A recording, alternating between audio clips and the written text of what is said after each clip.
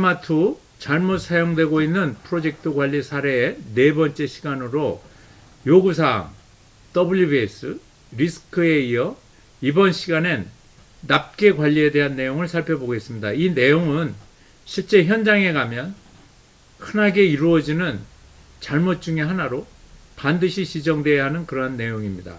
특히 납기 준수는 프로젝트 성공 중에 중요한 요인 중에 하나로 반드시 계획 수립 때는 물론 실행 과정에서도 지속적으로 점검하고 관리해야 할 중요한 내용입니다. 실제 현장에 가면 간트 차트가 벽에 붙어 있죠. 간트 차트가 그렇다고 문제가 있다는 건 아니에요. 그러나 실무자들이 간트 차트를 가지고 프로젝트를 수행하면서 납기를 점검하는 것이 문제인 것이라는 거죠. 간트 차트는 보고용 자료로서는 별 문제가 없고요. 일정대로 프로젝트가 수행되면 간트 차트만 가지고도 문제가 없습니다. 그러나 일정에 문제가 생길 경우 간트 차트로는 그 프로젝트의 영향력, 과연 얼마나 지연될 것인가, 돈은 얼마나 더 추가로 들 것인가, 품질은 어떠한 상태인가 하는 그 영향력을 파악할 수가 없습니다. 거의 모든 프로젝트는 계획한 대로 수행되는 경우가 거의 없죠. 그래서 프로젝트는 간트 차트 대신에 활동 중심의 프로젝트 네트워크 다이어그램을 사용하도록 권장하고 있습니다. 정확한 납기 관리 방법에 대해서 좀 설명을 드릴게요. WBS에서 정의된 활동 중심으로 선후행을 정의하고 그 다음에 이를 근거로 프로젝트 네트워크 다이어그램을 그립니다. 그런 다음에 우리가 이제 각 활동별로 일정을 집어넣고 전체 일정 계산을 통해서 활동별 상세 일정표를 정하게 되죠.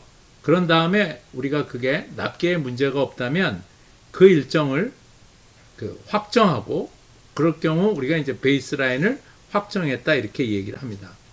그렇지 않으면 납기를 달성할 수 있도록 일정을 조정하게 되는 거죠. 일정이 조정되면 최종적으로 우리가 S커브를 그려서 프로젝트의 안정성을 확인한 다음에 S커브를 베이스라인으로 확정하게 됩니다.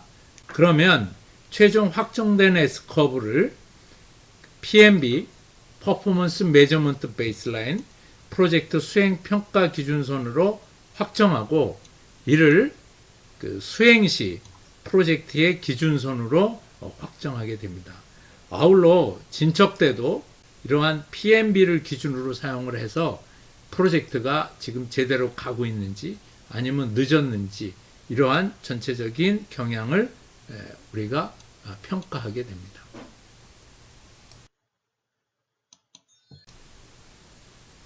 앞 슬라이드에서 우리가 납기 점검에 대한 개념을 좀 전체적으로 살펴봤고요. 이번 시간엔 국제표준이 정한 국제표준 ISO 21500이 정한 납기 점검 프로세스를 살펴보겠습니다.